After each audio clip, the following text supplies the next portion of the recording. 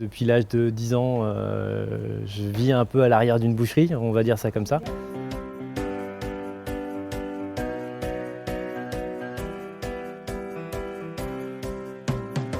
C'est le métier de mon père et naturellement c'est venu au fil du temps de m'axer vers les métiers de la cuisine, puis après vers la boucherie. Si on est courageux, si on a envie de faire ses preuves, qu'on n'a pas peur de faire des heures et de montrer un peu ce qu'on vaut, on peut bien gagner sa vie, on peut s'épanouir complètement dans un métier où il n'y a pas de chômage en fait.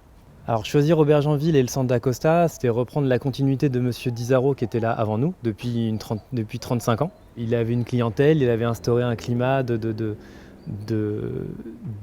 bon travail et de bonne viande. Et le potentiel du centre commercial et de la boutique en termes de taille, de place pour se garer et de potentiel pour l'avenir était top pour nous.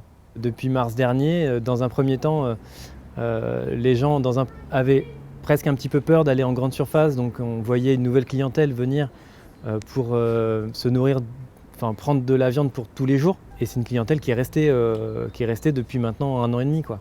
Aujourd'hui, boucher, c'est plus être boucher. C'est-à-dire, on travaille de la viande, on travaille du bœuf, du veau, du porc, de toutes sortes de viandes, mais il faut être aussi capable de conseiller, de cuisiner, de savoir expliquer comment on cuit telle ou telle chose.